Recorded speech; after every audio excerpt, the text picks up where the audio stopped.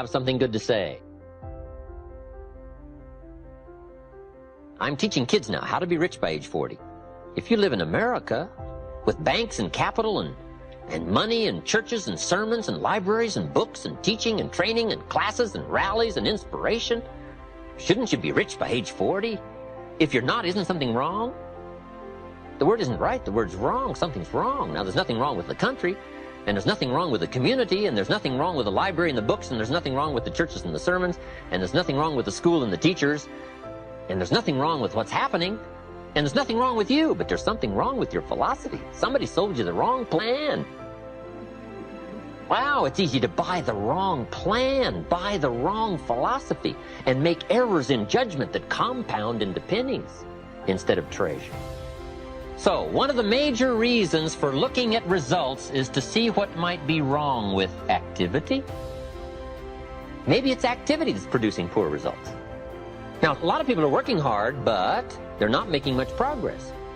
Here's what we teach in leadership skills. Don't mistake movement for achievement. Boy, it's easy to get faked out by being busy. The key is not just being busy, the key is doing what? It's easy to be busy and be making figure eights instead of much progress. So, we look at results to see if there may be some difficulty with activity. Here's where we may need to go to work, activity. Because it takes activity to bring enterprise into being. There's a whole study here on activity. Activity is like birth pains. Disciplined activities like birth pains. Now, I'm short on experience here, but I'm sure the mothers in the room would tell us, it ain't easy. But see, it wasn't meant to be easy. Values were meant to be costly. The only way we can appreciate a value is by its cost. If it doesn't cost much, we probably wouldn't call it valuable. True winning is a great worth. But the price is to play with all your heart and mind, and perhaps do some losing sometimes, so that when you do win, boy, the worth and the value of the winning now becomes a high appreciation, simply because now we understand both sides of this equation, price and promise. So we take a look at activity, and as we look at results, maybe something's wrong with attitude. Maybe it's how we feel. Maybe we've been nudged off course by influence into how we think about society and how we think about taxes and government and how we think about churches and sermons and people and schooling and learning and classes and worth and value and community and ideology. Our feelings about all that.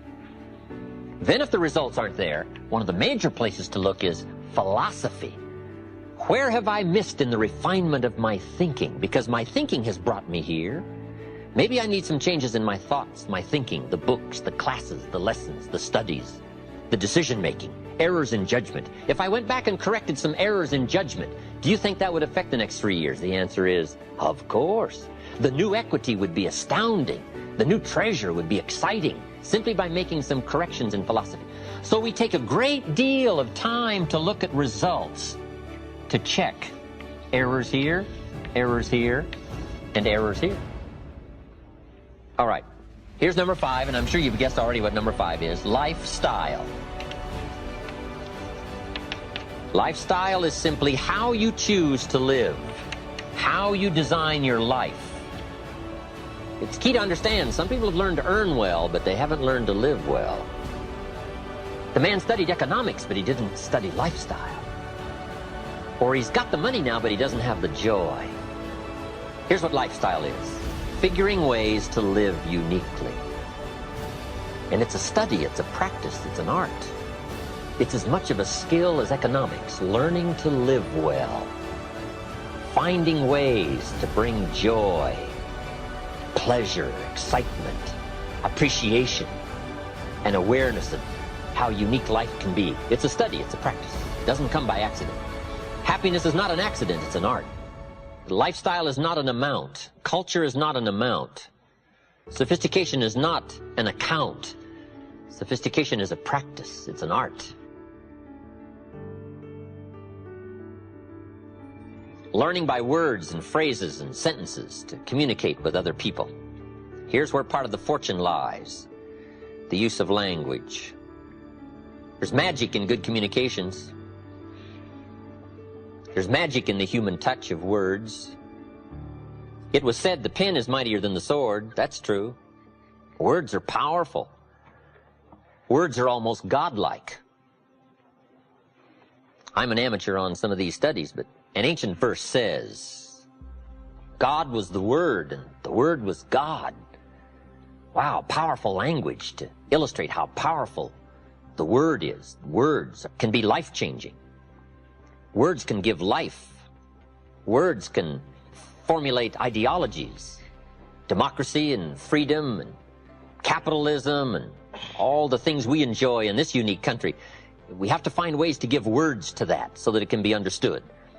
Words form the pictures of our minds. Words help to translate an interchange of thought and ideas between human beings. So one of the most important skills is the skill of good communication. Learning words, phrases, sentences, whether it's written or spoken. Language is so powerful in affecting our lives and using those skills to affect other people's lives. So let's talk about communications and how powerful it is and how important it is. I've got 4 steps to achieve good communications. Let me give you this. Let's dive right into it. And I'm sure if you were to just ponder for a while, you'd probably come up with these same 4 steps. I'm not covering anything new. Right? These are just basic fundamentals.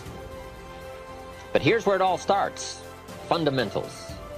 Somebody once said, being successful is not doing extraordinary things. Being successful is simply doing ordinary things extraordinarily well.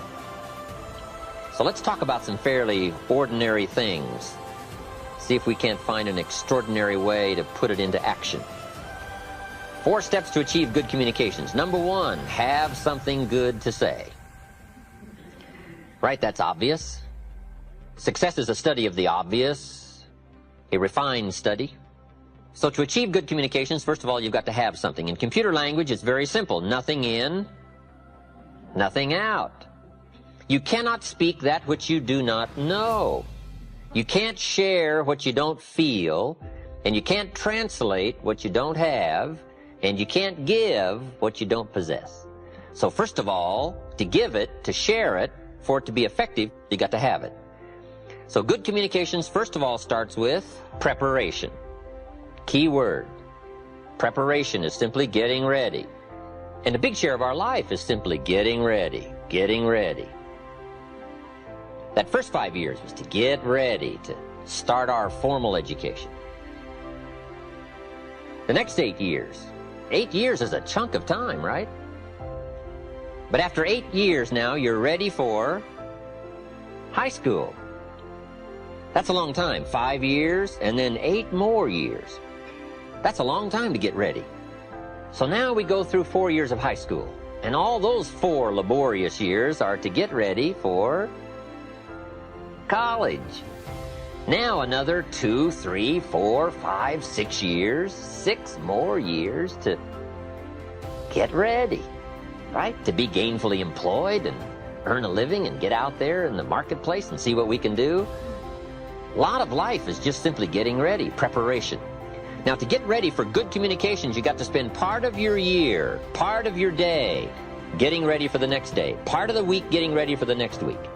It's so easy to be casual about not continually preparing for the next day, the next week, the next month, the next year. Getting ready. And this is one of the most important areas to get ready in. Good communications. Key word, research, continual research. It's easy to hope that the skills that you learned in the 70s will last through the 80s, or the information you gathered during the 70s will be sufficient for the 80s, but not so. We've got to continually learn, continually grow. So key word, research, preparation, getting ready. Preparation is like building an account from which to draw. When you get ready to talk, you want to make sure you've got a verbal check that'll cash. Here's the power in good communication. When what you say is only the tip of the iceberg of all you know, that's when communications becomes powerful. When what you say is only a portion of all that you know because you've gotten ready for this moment, this time, this occasion. I'm sure we've all been around some people who very quickly told us more than they knew. didn't take them but a short period of time to run out of illustrations, to exhaust all their stories, probably meaning great lack of preparation, great lack of deliberately getting ready. Now, it is possible in some respects to prepare for life just by accident. You know, life does teach us some things by accident. There are some things you can learn by just careening from wall to wall and stumbling from day to day and staggering from week to week.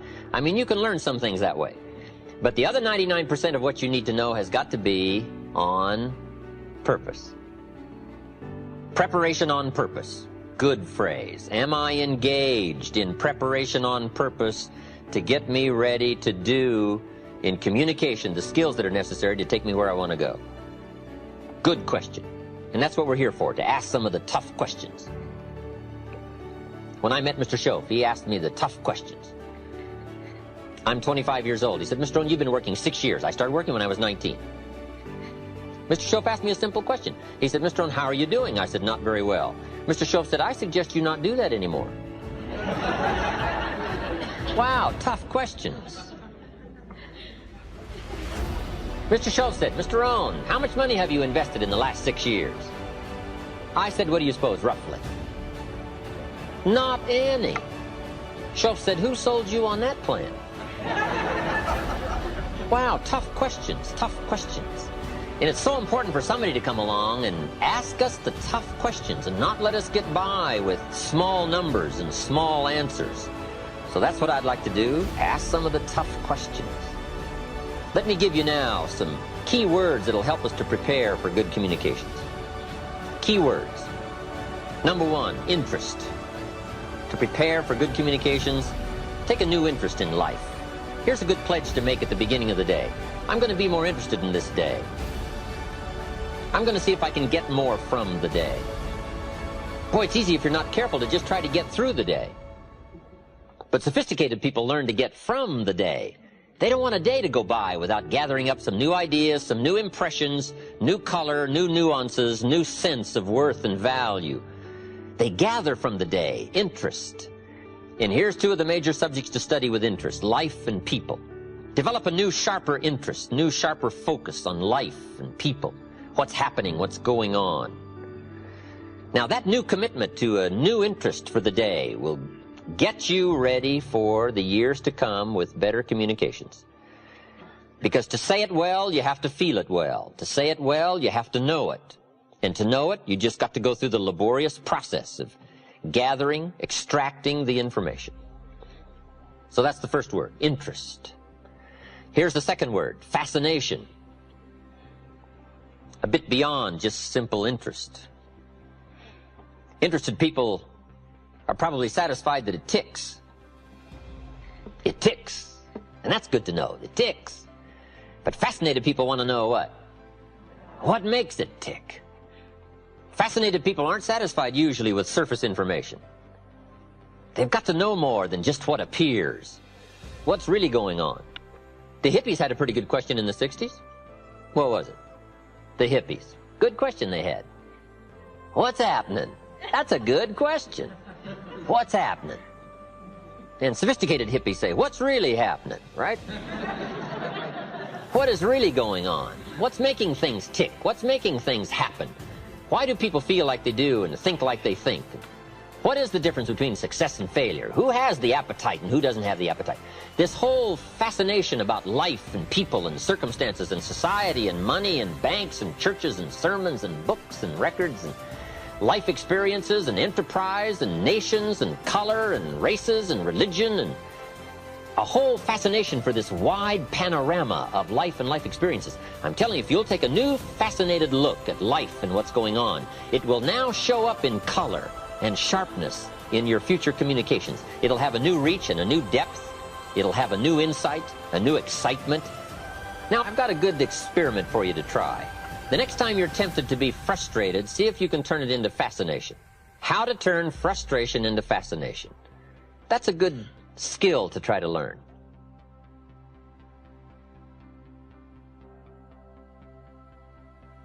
I'm sitting on the freeway in Los Angeles. My airplane leaves in 45 minutes. The traffic is not moving an inch. I am now fascinated. I'm telling you. Now, it doesn't work every time. I'm willing to admit that. Nothing works every time. But can you imagine the extra value you'll get from a frustrating experience if you just think about this? Can I turn this frustrating experience into something fascinating? I'll learn a lot more from it if I'm fascinated by it than just frustrated by it. So just try that little key. Try to turn frustration into fascination. And in a frustrating experience, if a smile comes across your face, other people will wonder, what's going on? But it'll just be private between you and me. The man taught me how to be fascinated, if possible, in a frustrating situation. Okay, turning frustration into fascination. The extra learning discipline, the extra learning skill. And I think this is part of it. Here's the next key word. This is a big one. Sensitivity.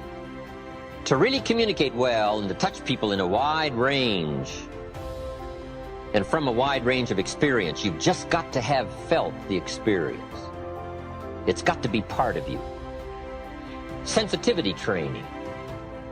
Being touched by a wide range of human experience, perhaps even beyond your own. Incredible words said about the master teacher, Jesus. It said he was moved. Wow, that's a key word. It said he was moved with compassion. What was happening moved him. It touched him. Another phrase said he was touched. He was moved. He was affected. On more than one occasion, he cried. So part of that human drama of experience, I think, for us to really be able to reach people and touch people with words and ideas and emotion and phrases and sentences loaded with feelings, we've got to go into this area of sensitivity, being touched, being affected by our own lives as well as the lives of other people. Sensitivity, being touched, being moved. This is part of the heavyweight stuff that starts to show up now in our language and in our communication. I've lived a rather sheltered life all my life, so I've had to really work on this. What do I know about tragedy? I've never had any tragedy. But part of the world is tragic. Part of life is tragic. And if you don't at least try to understand the dark side of life, the tragic side, the extreme sorrow side, your life is left a bit shallow. And sometimes when you live such a sheltered life, you just have to try to go outside of your own small world of sheltered experiences and see if you can't live as someone else might have lived, or at least try to be touched by the experience. Now, you can't really know till you live it. I understand that, but at least you can try. And if you do your homework here in sensitivity for a wider range of experience than your own, I promise you that extra worth will show up in your conversation and in your communication. When I lived in Northern California, I used to go to San Francisco 2-3 times a year, spend a day in the Tenderloin. For a farm boy from Idaho, the Tenderloin in San Francisco, what an experience. And if you just go spend a day, you get to see what we call the other side. And if you just spend a day there and walk the streets where those lonely walk and go eat where they eat and listen to some of those stories, you come away with a whole new sense of the great distance between failure and success. The whole distance between goodness and evil, between despair and joy. And you come away with more of a sense of value, because the true values of life come by the contrast. And unless you experience more of the contrast, even the values you consider valuable become a bit shallow if you don't understand the contrast. It's hard to really appreciate winning until you've done some losing. It's hard to appreciate success until you've done some failing. And if you've done some failing, success now becomes a much larger worth and value and commodity if you understand a bit of the other side. So part of this is just deliberately go where experiences beyond your own touch your life to get somewhat of an education as to the contrast of life and the differences. It'll educate your mind and educate your spirit. And sure enough, that extra worth will start showing up in your sentences and your words. They'll be weightier. They'll be heavier. They'll mean more when you talk to somebody. I met Frank, the bartender, in the Tenderloin. Frank is a bartender in this sleazy little bar. You wouldn't believe this place. Frank sees more tragedy in a week than most people see in a lifetime, if you work in one of those places.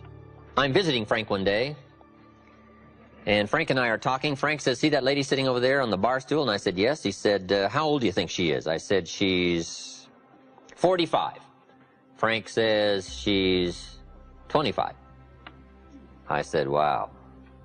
He said, that's Cookie. Her name is Cookie. He said, Cookie used to be a go-go dancer back in the go-go days. But then he said Cookie developed some kind of bone disease in her legs and her hips. And he said now she's had all kinds of operations with the bolts and the pins trying to hold her together. And says now she's a cripple and she can hardly walk, so her go-go days are over. And sure enough, Cookie was very crippled. Frank says Cookie also has a little boy, 5 years old, and he's dying of leukemia. So he said Cookie comes several times a week, sits on that bar stool, and plays a little music to try to cheer up her life. And she usually drinks far too much, gets wasted, and I have to call a taxi to come and take her home. Wow, I thought Cookie. How come her life worked out like that and my life worked out like this? How come I get to travel around the world and Cookie finds it hard to even get home? That kind of exposure, that kind of sensitivity, that kind of study. Now, you can't really know it unless you live there. I understand that. But you can go a great deal into trying to understand a wider range of human experience. And if you will try to let those experiences touch you, let them affect you, let them educate you, let them give you a broader range of emotional wealth and worth, I'm telling you, that extra worth will start showing up in your language, in your words and in your sentences. And you'll be able to touch people that you couldn't touch before. You'll be able to reach people you couldn't reach before you had the experience. Your words will have more of a drawing than they had before just by going through some of these experiences. So I'm asking you to consider the word sensitivity and ask yourself, what could I do and what experiences could I make sure that I engage in that would give me a broader range of understanding of human suffering as well as human joy, of the dilemma as well as the confidence, of the joy as well as the sorrow, of the success as well as the failures of life, and try to gain an understanding in a broader sense, and let that have an effect on your future ability to touch and reach somebody else. Key word, sensitivity.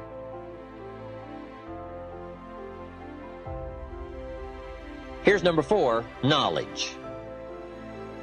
Good communication starts with this laborious task of gathering knowledge. And I've got a parenthesis for you to make, working knowledge.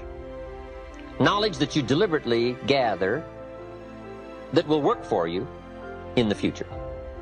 This is why Shoaff taught me to keep these journals. He said, gather working knowledge. Knowledge that you go back over. Knowledge that you review. Ideas that you go back through one more time to see if you can't find the extra meaning, the extra depth, the extra worth, the extra value. Working knowledge. Your library, the books you read, the deliberate attempts to broaden your understanding. That's very important in bettering your communication skills. An ever-increasing amount of the refinement of intellect. That's so important, this working knowledge. We covered interest, we covered fascination, we covered sensitivity, and we covered knowledge. Now, I've said all this to support my number 1 point in good communications. Have something good to say. I was asked to give a talk, this has been many years ago now, to a service club. And I was trying to think of a good topic for my noon lecture, and I came up with this, the 4 ifs that make life worthwhile. And I thought it was something good to say. Let me just pass it along to you, in case somebody asks you to make a speech. Now tell them where you got it, please. The 4 ifs that make life worthwhile. Life is worthwhile, number 1, if you learn. Life is worthwhile if you learn. Your own experience can be a great teacher. The last 3 years, you've probably been doing it right or been doing it wrong.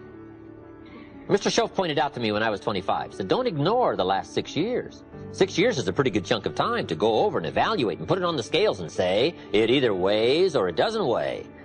You're either on track or off track. Let's take a look at our own experience. Another big way to learn is from other people's experiences. Might as well gather up someone else's experiences. OPE, we call it, other people's experiences. If somebody went through something for 5 years and they wrote a book and you could read the book in 5 days, wouldn't that be an advantage? Well, yes, if you read the book. Now, this isn't easy stuff, right? This is not casual stuff. This is the extraordinary kind of learning and skills that's necessary, I think, to gain the high life treasures. But I think it's worth it all. Small price to pay for treasure. The extra reading, the extra commitment to the excellence of learning. Life is worthwhile if you learn. Number 2, life is worthwhile if you try. You gotta try something with what you know.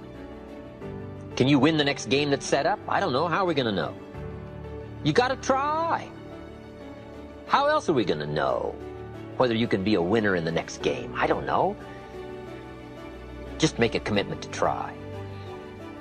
When the final book on you is written, let it show your wins and let it show your losses, but don't let it show you didn't play. How would you explain that? So you got to play, you got to try. See what you can do with your life. See what you can do with the next game. The key to life is to give it a try. I put the bar up 3 feet, ask the kids, who can jump 3 feet? I get a whole variety of response. I don't think so. I'm not sure. I don't know. Yes, I can. Say, well, how are we going to know? You got to take a run at it. I don't know any other way. You just got to take a run at it. Who knows if you can jump 3 feet till you try? Now, if you try and knock the bar down, does that mean you can't jump 3 feet? No. Let me give you the next clue. Try it again. Try it over. Try it another time. Try it another way. Try it with more speed. There's all kinds of ways to try. Number 3. Life is worthwhile if you stay. You got to learn to hang in there. You've got to learn to stay from spring till fall. Many people plant in the spring and leave in the summer. They're gone.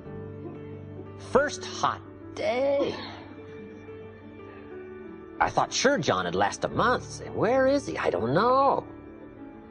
Somebody said, boo, and he quit. Where is he? I don't know. But see, to win, you got to learn to stay. Just because you're behind in the first quarter, you can't leave. You got to learn to stay and hang in there. Guy builds a foundation. And then he walks off, wanders away, and builds another foundation. He never stays and puts up the walls and puts on the roof. You got to learn to stay, hang in there. The last one. Life is worthwhile if you care. Caring is an important human value. And I wrote, if you care at all, you'll get some results. If you care enough, you'll get incredible results. Caring. To care for the day and to use its time. To care for the people and to help them with their possibilities. To care for the enterprise, its dignity and its reputation. And to care for yourself. To become all you can become. Stretch as far as you can stretch. Accomplish as much as you can accomplish. Become all that you can become. Caring. Having something good to say. 4 ifs that make life worthwhile.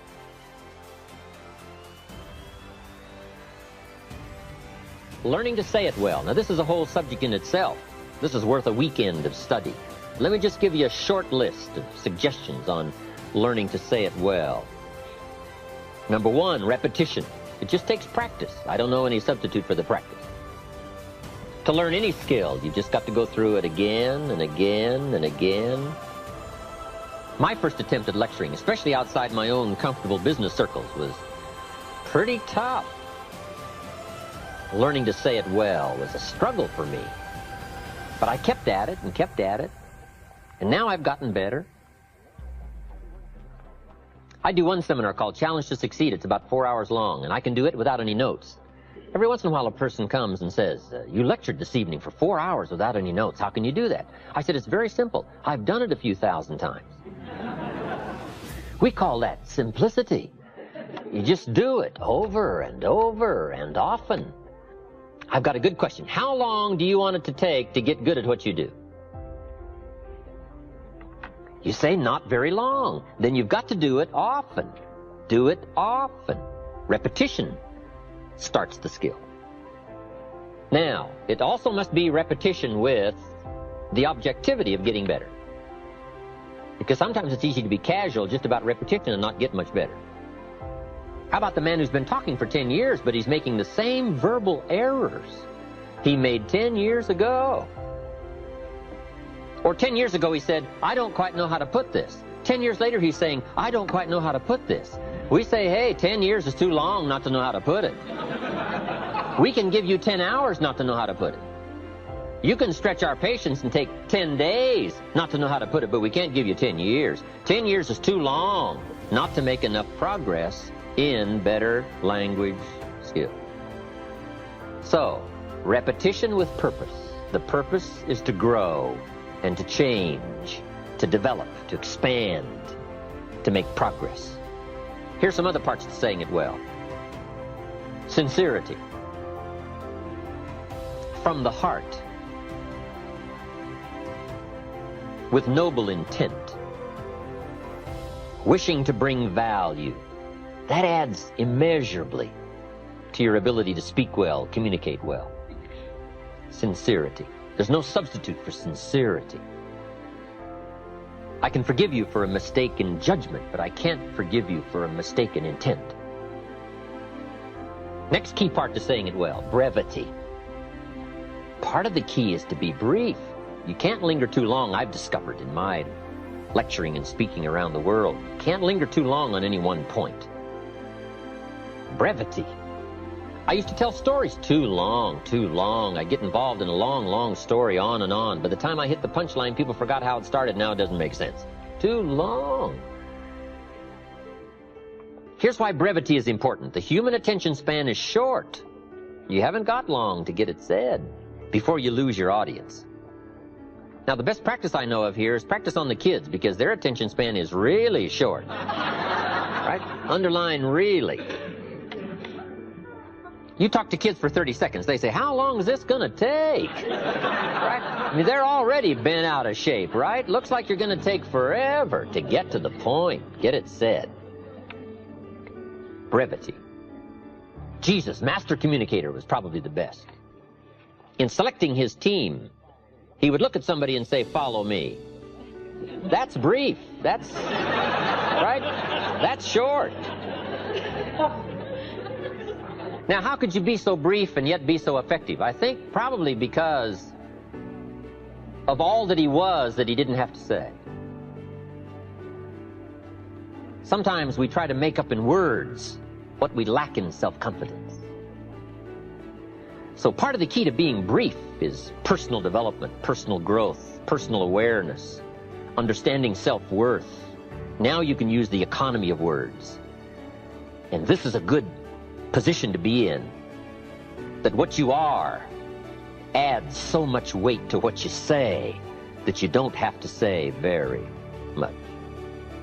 But brevity is a good point on saying it well. Next is style. And there's all kinds of parts to style, from body language and gestures to facial expressions and eyes and emotion. But style is very important. Here's part of the clue. It's not just the matter you cover, it's the manner in which you cover the matter. Style is important to attract someone's attention, to emphasize the point. Now, I've got a couple of good points here on style. Be a student of style, but don't just copy someone's style. Make sure that the study of style becomes distinctly you. But it is also important to be a student of style. How people speak well, be a student of that. And then borrowing bits and pieces from people you admire and the way they can communicate. Then make sure that all of that blended into you becomes your own distinctive style. But style is very important. Now, there's a variety of styles. Ancient story tells us of John the Baptist had a unique style. He came out of the desert dressed in camel's hair, and his diet was grasshoppers and wild honey. And he screamed and yelled and thundered curses on the king and other people. That was his style. They came to see John, I'm sure, right? I'm sure the word was out. You got to come and see this guy. Not just what he said, but his style, I'm sure, was something to watch. So John had a unique style. Jesus, I'm sure, had probably a whole different style. But style is important, to become uniquely John or to become uniquely you. But it's important to study your own style and say, how am I coming across in style? Should I learn to emphasize more? Should I learn to be more emphatic? All these things concerning style. Next is vocabulary. Saying it well is proper choice of words. To build my early vocabulary, I used to put 3 or 4 words I didn't know on a card, put it up on the sun visor on my car. Back in those days, I traveled a lot by car. Sure enough, by the end of the day, I'd mastered 2 or 3 words. Vocabulary. Some of my friends took a survey among prisoners in New England several years ago. They made a very important discovery, some rehabilitation program they were working on. But here's the discovery they made. There's definitely a relationship between vocabulary and behavior. The more limited the vocabulary, the more tendency to poor behavior. Isn't that amazing? That vocabulary would affect behavior? Now, if you think about it for a while, it makes sense.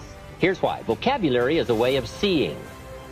One reason for vocabulary is to interpret what we see, to interpret what we hear. The vocabulary of the mind grapples with the words and the images that come to our mind. Now, if you've got a poor set of words and skills and tools with which to interpret, you can imagine the errors and the mistakes you'll make in judgment. And since vocabulary is a way of seeing, if you can't see well, you can imagine the errors you can make and how they compound as life unfolds. We do 2 things with vocabulary. We interpret and we express. The words we have are the only words available to us. The words we know are the only tools available to us to, number one, interpret what's going on, to interpret what's being said, and to express your heart and your mind.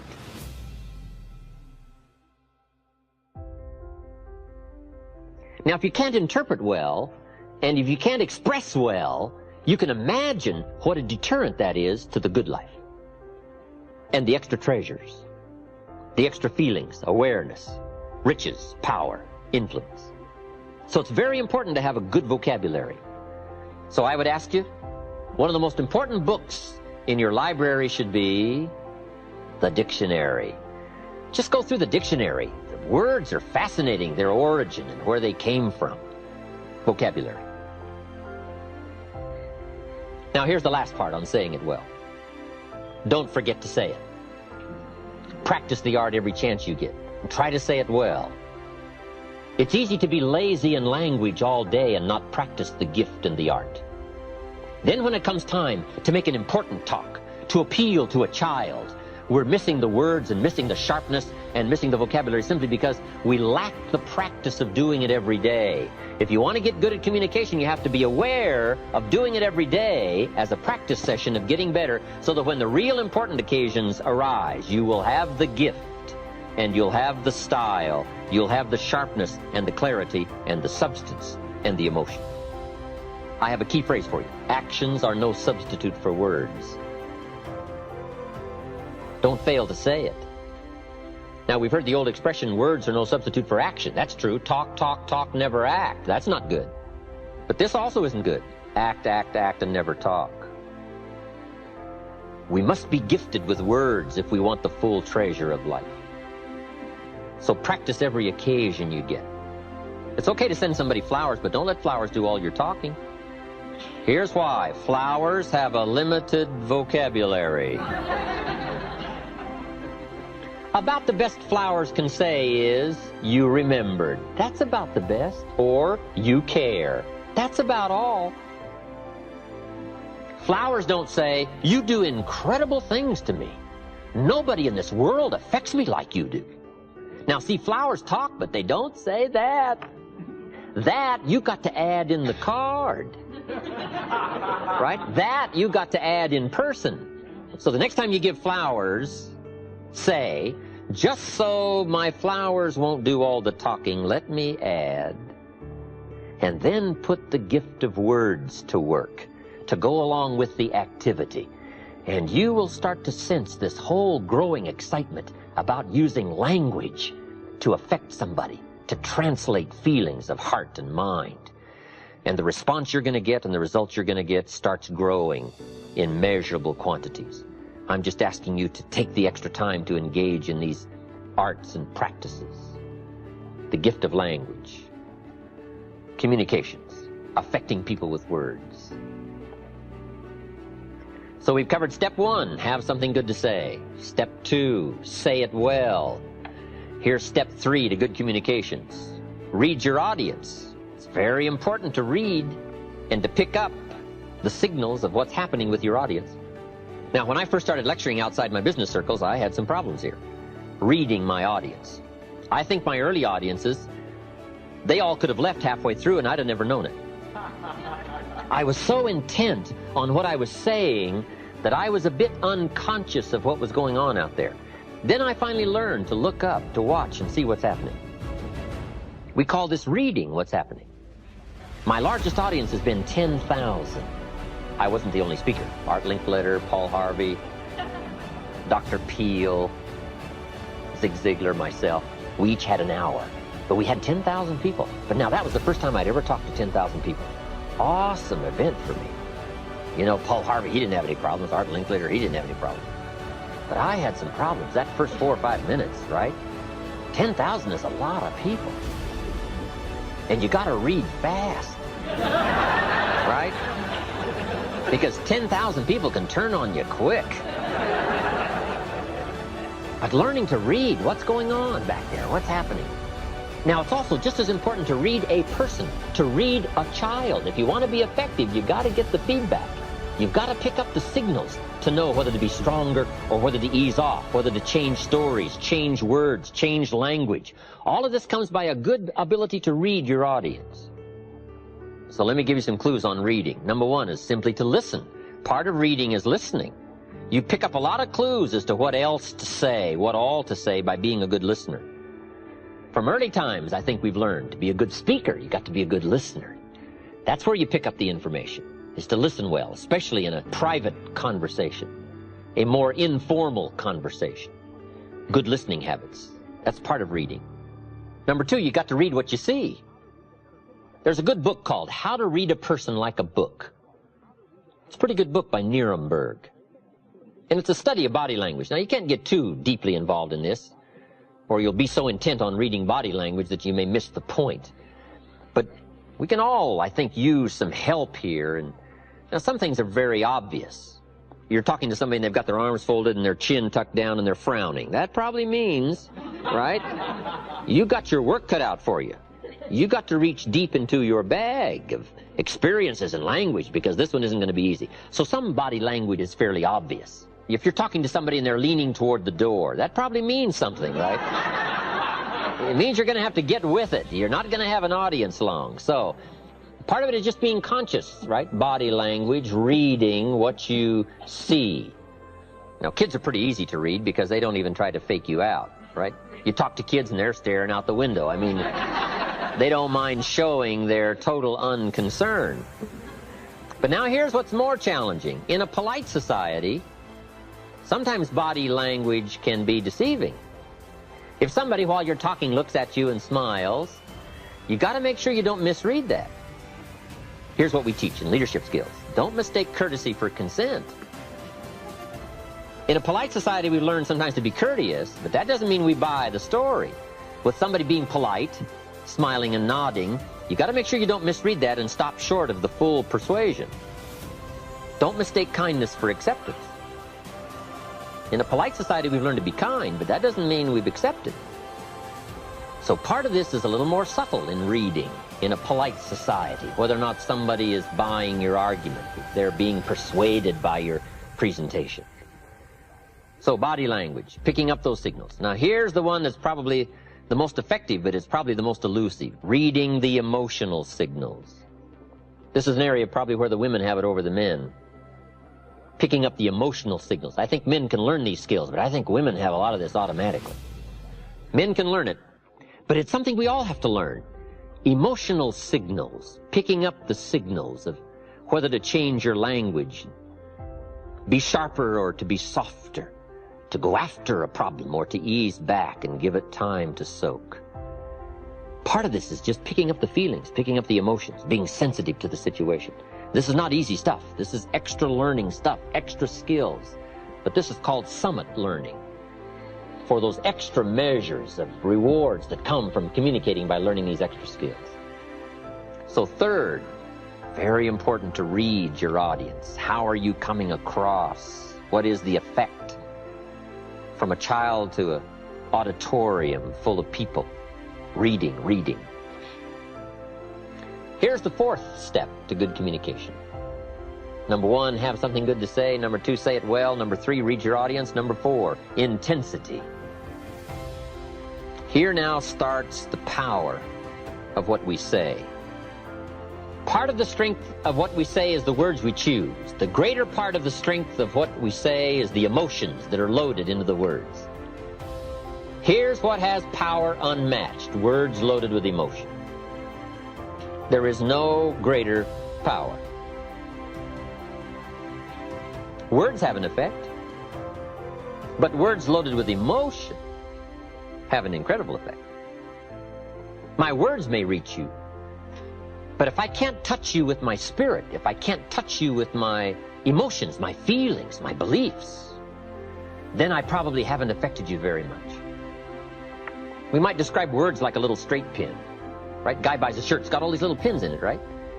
If I took one of those little straight pins and I threw it at you, and it hit you in the face or the hand, you'd probably feel it, this little straight pin.